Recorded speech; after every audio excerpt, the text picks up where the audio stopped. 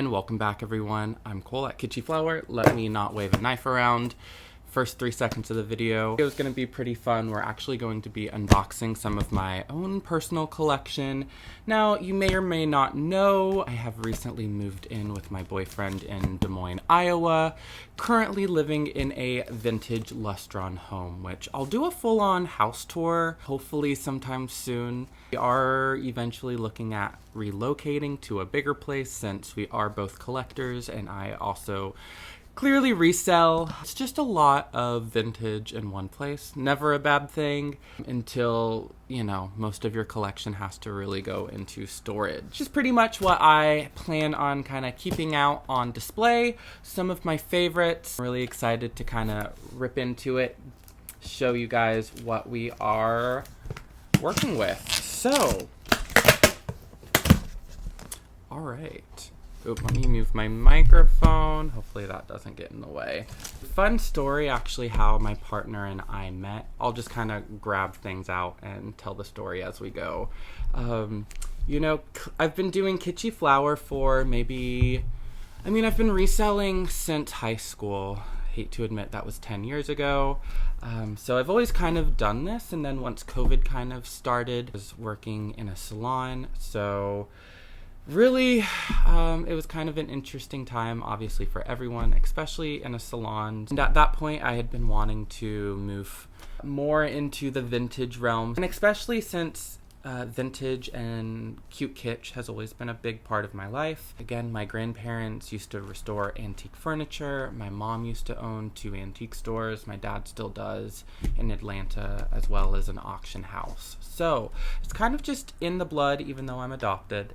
I pretty much, once COVID happened, I was like, okay, I don't really want to deal with people anymore. Obviously, when you're working in a salon, it's a very personal experience. For me, I just kind of felt like I was an emotional sponge. And, you know, people would come in, tell you about their days, tell you about everything kind of going wrong in their life. And then at the end of the day, I was just like drained. And I had just these like stories of people's lives, which, you know, it is a cool position to be in, but also it's like, I don't know if I really necessarily signed up to be a therapist. I will say I'm a very sensitive person when it comes to emotion, so I just couldn't. I truly, you know, I love wigs. I've been into wigs again lately. Back in Atlanta, I did some styling for some queens. Obviously, I've always loved wigs and extensions, so that's more of the route I personally love when it comes to hair, since it will always be a passion of mine. But being able to marry in some, you know, restoration of old toys, you know, my experience with hair, I think it's definitely been a match made in heaven, honestly. Let's go ahead, start pulling things out. It looks like some of these will definitely need a restyling. So again, we got a little Miss No Name, pretty much a staple. I dressed up as her for Halloween last year, so pretty cool. We got this one squeak. I'm not too sure too much about this one. I got it actually at the Iowa State Fair last year. There's like an antique section in one of the buildings, so I always luck out and get something pretty cool. So I have 2 of these, like, I think these are done by Foursome actually. Really kind of wacky, more unique dolls. And of course, I'll pull definitely a staple of mine out, which is going to be the original 70s Kenner Blythe. Now this case was actually a gift from my boyfriend, so pretty fun. It's made its way back. So yeah, long story short, I've been doing Kitschy Flower for, gosh, 4 years, at least under the name Kitschy Flower. So really started doing content towards the beginning of that, which has really helped me grow Kitschy. So, you know, through that, my boyfriend Damien found, I think, just a reel of mine, and then I don't know, he's really good at sleuthing, so he somehow found my personal Instagram and then sent me a DM, and pretty much rest was history, I will say. But it's been about 2 years coming, and I'm very excited and happy to be here. So, all right, we have some other like weird ceramics in here. I have some of my anthropomorphic flowers. These are always some of my favorites. Being Kitschy Flower, you gotta know I have to collect some anthropomorphic cuteness. Now, I will say most of my ceramics, really, I'd say 98% of my ceramics are either still in Atlanta with my parents. They're storing it for me since, you know, I can only have so much space here, or they're literally just in storage, or I've kind of sold things along the way. Again, I'm not super attached to ceramics, I will say. I like some of the anthropomorphic stuff and some mod girls, but other than that, I have a pretty easy time letting them go. These are a little bit more contemporary, some Beatles, salt and pepper shakers, as well as the Remco Beatles dolls. Now, I only have 2 of these. I have George and Paul, if you want to call that one Paul. He looks a little bit rough, but very, very fun. And then, of course, I do, oops, another shaker, and of course I do have my original Kenner Blythe. Definitely paid up for her. I had one without legs for the longest time and ended up selling that one and using the funds to fund this one. So it's cool to have one that works. She's gorgeous. She's a redhead. What more can I say? I would love to find a blonde one of these days, though, I must say. And then we have, I think, like my very first custom Blythe. This one's probably, I think I got my first Blythe or Neo Blythe when I was, oh, her leg's falling off. Maybe like 15, 16. So I'm 28 now. You do the math. I don't really want to. But yeah, she's lived some life. She's in a vintage Kenner dress, but yeah, little flower child. She had like bright neon hair. Did some hand painting on her. I probably carved her face a little bit, honestly. She's definitely seen some life, I must say. So those are my my one Kenner Blythe and my dupe. All right, so okay, I guess I'll take this out. So in this box, it looks like, I think this might be some of my, I actually don't know what's in this. Has to be pretty protected. I'm thinking my Lily's in here. Oh, yep. All right, and we have a Build Lily. Again, I recently acquired this doll. My mom was very sweet and camped out at an estate sale for me while I was actually out of town. I am just still so in awe of her. I did a very light resto on her, just really giving her a surface level cleaning and just doing her clothing a little bit. But she is quite the fantastic specimen when it comes to dolls. Again, if you're not familiar, this was the predecessor to Barbie, what Ruth Handler actually modeled Miss Barbarella after. So let's see what else is in here. Just looks like some wire stands. And, oh, I kind of love that they're in here together. So this is my childhood Barbie from Toy Story. We got Tour Guide Barbie. I actually found her in my box of childhood toys while I was getting ready to move here. But yeah, I have such fond memories with her. She's definitely seen some better life. But yeah, I was such a big fan of Toy Story back in the day, and the fact that there was a Barbie in it melts my heart. And she was actually right next to my number 3 ponytail, which is certainly a staple, certainly the earliest Barbie I have. I gotta love her ivory skin. She is truly a great doll. All right, so let's see, is there anything? Oh, okay, so looks like we have some other just Barbies. I think these are more of my like favorites. We have a talking Barbie. We have my kind of harder to find platinum or true platinum twist and turn. We have a Cook Barbie, and then we have Miss Color Magic, which actually my boyfriend found at a thrift store for like $80, which was a steal, might I add. Okay, so I'm just gonna put these, let's see, over here. I think these are just kind of the Barbies that we're kind of wanting to have on display. Okay, and then, yeah, some more talking. We got a Bubble. Got Francie, Julia, and then growing hair, Francie. So those are the Barbies that I plan on actually having out on display. I will say we are about to get ready for a Barbie Hawaiian luau. It's going to be my kind of coming home party. So basically I'm going to have a bunch of my Barbies on display out of storage for the evening, and then I'll kind of, after the party's done, wrap the majority of them up since I do have so many. But those will be the ones I'm sure that will kind of stay on display. So next off, we have a sweet apple bank. We have its little partner, the orange. And I have some of my pose dolls. These are the Sweet Nicks, which if you ever look them up, they're extremely hard to find and kind of expensive.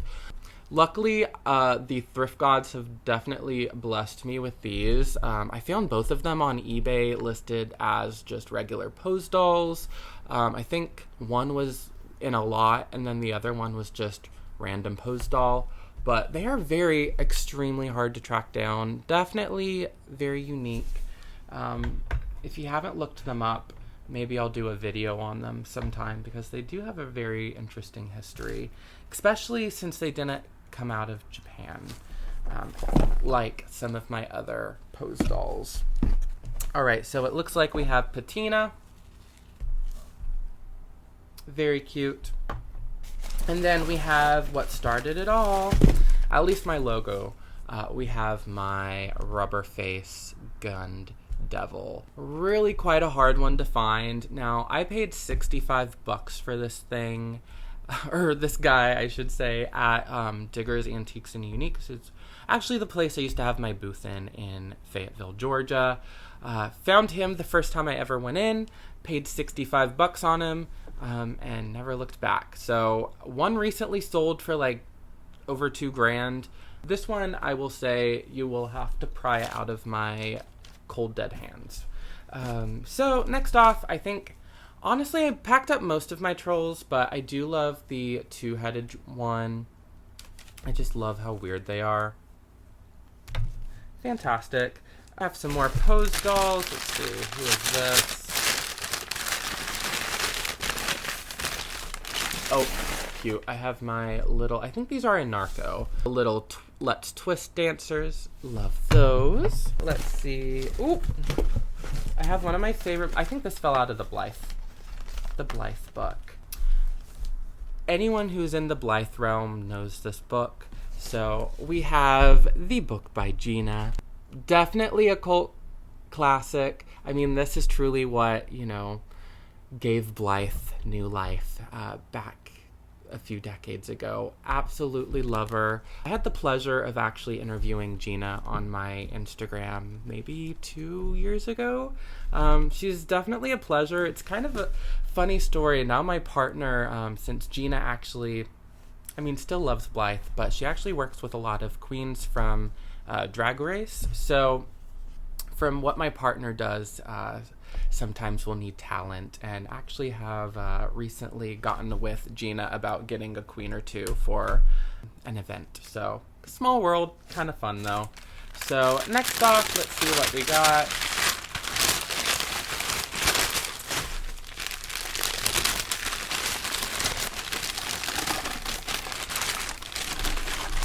Oh, okay, so we have one of my very hard to find hairspray bottles, or covers I should say. Again, my partner Damien found this at just an antique store. He had no idea what it was. I had been wanting and searching for one for countless years, so it was very cool to find one. All right, next, oh, okay, we have some of my favorites. We have a Dido.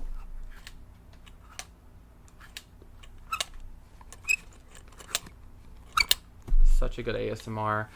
This is the original Mora Dido from Italy, which then, let's see if we can find her sister. Then A.D. Sutton of New York kind of copied the idea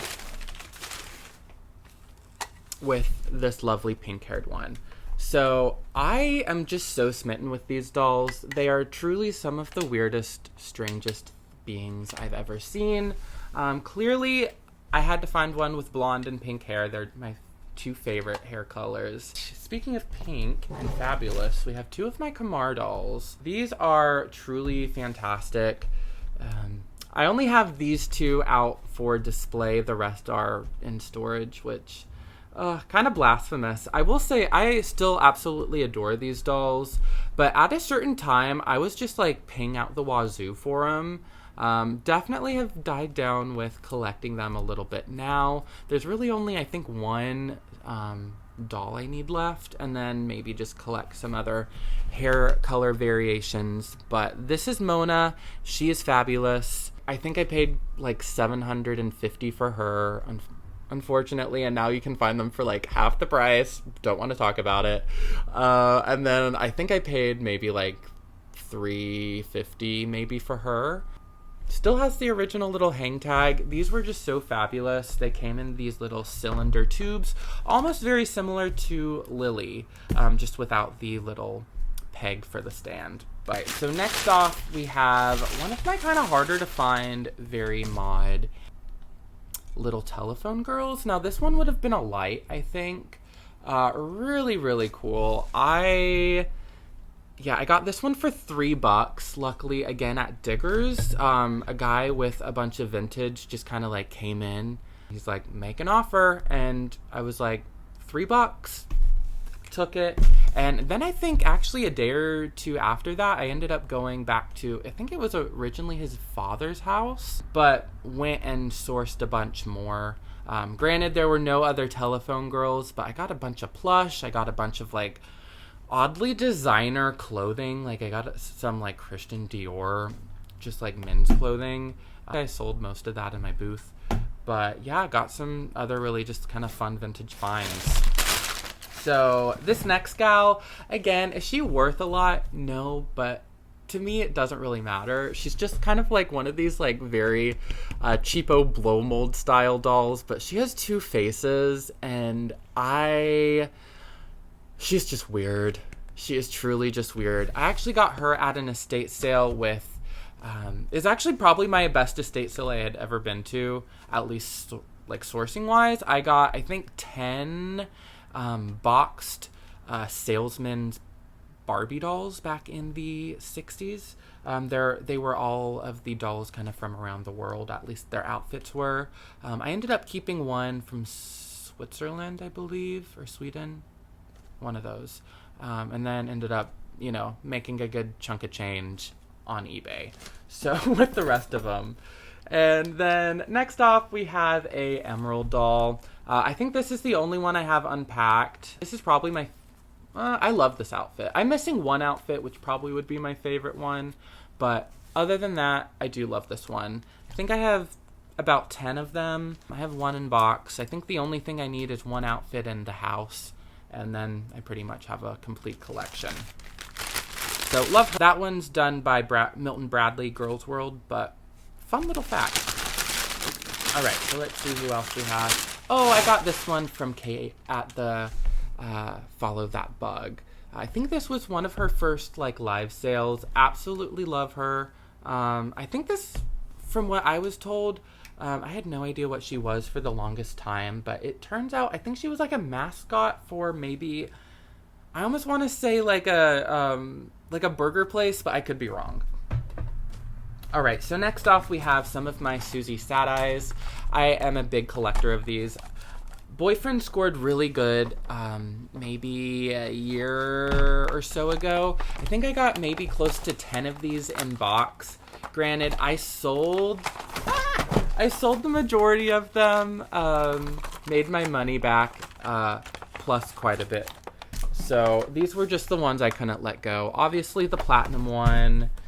We have Soul Sister, which is a little bit harder to find. I have this one in the great floral jacket.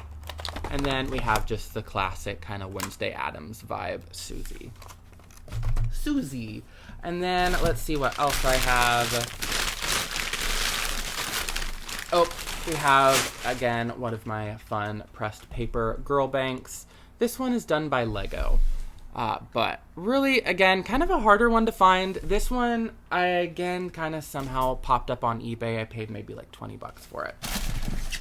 Ooh, and then this one's one of my favorites. I found this one with Damien, actually in Georgia. But this is a vintage Italian mod girl bank. Really, really interesting. Some of these Italian pottery, especially from the 60s and the style, can go for heaps. So it was really fun to find her. I think I maybe paid, I can't remember. I maybe paid like 20 or maybe I paid like 60. Somewhere around that. I don't know.